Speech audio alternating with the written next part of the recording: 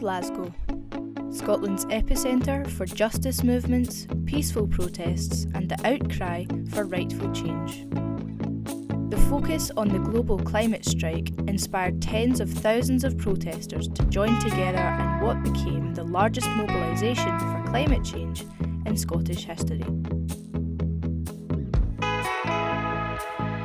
There was businesses involved, there were school kids involved, there was people from every different sort of community out striking. There was such a great atmosphere, there was people chanting out different things along the route.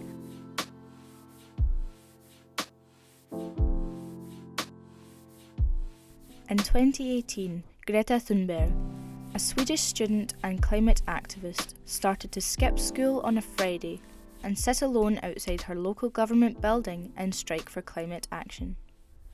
In 2019, she became the influencer behind the global climate strike, joined by millions of people worldwide. When, she came a bit more famous on Twitter and people started seeing what she was doing and other school kids from across the world got involved. And it just kind of escalated into this big thing. I thought the overall idea of the climate strike was actually pretty good. We walked from Kelvin Grove Park in the west end of Glasgow all the way through to George Square in the centre of Glasgow. Billy Connolly was there, part of the action, he witnessed it as well, and that was quite cool to see. Yeah, what do you think about striking for climate change? I think it's brilliant. We can rely on these young people to do the right thing. On Friday the 20th of September, the largest rallies for climate action took place in countries all over the world. Protesters, young and old, gathered in Kelvin Grove Park in the west end of Glasgow. They began their march through the roads, rallying to everyone that would listen. The protesters made their way down the renowned Sauchiehall Street, one of the most famous streets in Glasgow. So I went along with a couple of friends that, school kids around here, they were taking part in, small villages were taking part in it. And, when the idea for the climate action strike thing came about, it was actually we need this. This is something we've never done before. And just the overall excitement of it, I think that's why there were so many people.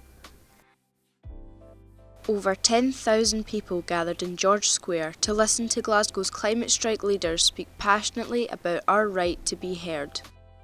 The aim of the strike was not only to play a part in the worldwide movement, but also to greatly encourage Scottish Parliament to vote for the new climate change law. Scottish leaders are voting to pass a law that initiates an aim to limit Scotland's carbon emissions. Many climate activists, including the Friends of the Earth climate group, believe that the new laws will not match the Paris Agreement. Many believe that it's a half-hearted attempt at making Scotland a greener, healthier country. We need real change. It's such a big issue that we need to be right, this is what we need to do, and we need to work and put a plan of action in now. The primary source of global warming and the extreme climate change shift is the emission of greenhouse gases. Greenhouse gases are natural. However, the speed and volume of emission is propelled by human behaviour.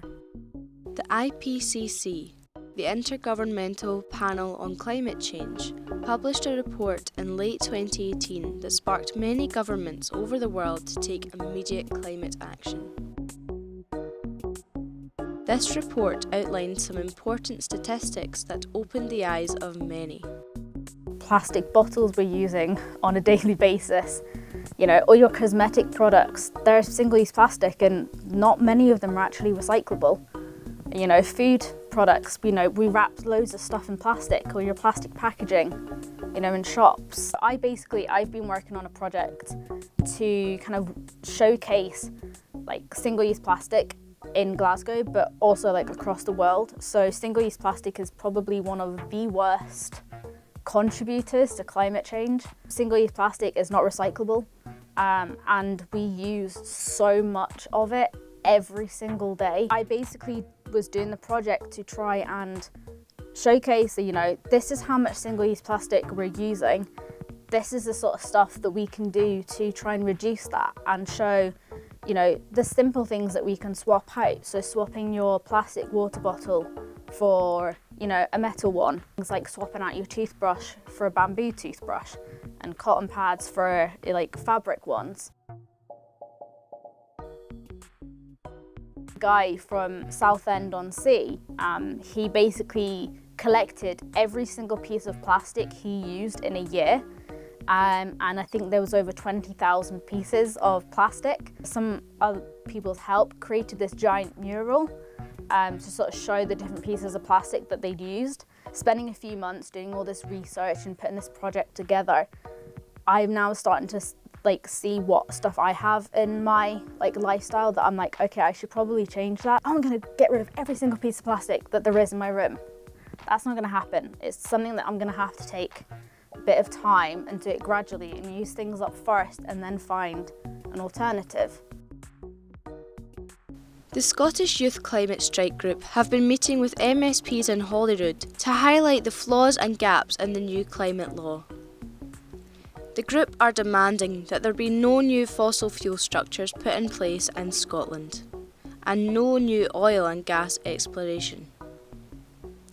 A final demand being the transition for fossil fuel workers into renewable energy sectors. Glasgow needs to be one of the first places in Scotland to, you know, move towards zero emissions. You know, if Glasgow manages to achieve that before, say, anywhere else in the UK, that's quite an achievement. Friends of the Earth Scotland say that limiting global warming to a maximum of 1.5 degrees is still possible, but requires rapid, serious and unprecedented changes in all aspects of society. Swapping to like renewable energy, like wind turbines and like solar panels, putting solar panels in your houses. Their director says that the Scottish Government's new climate bill fails to deliver the rapid and far-reaching transitions the report says is necessary. This is not the change that was rallied for.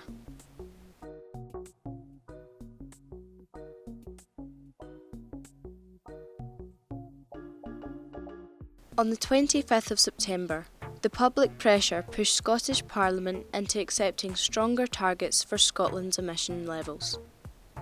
This means increasing the action taken by the government over the next decade. This law has been passed as Scotland plays its part in stopping the global temperature increasing by 1.5 degrees. Glasgow's climate strike action groups have sparked something within the country that has woken up many MSPs. The question is whether or not Scotland's new legislation is going to be enough to aid the reduction in our global emissions.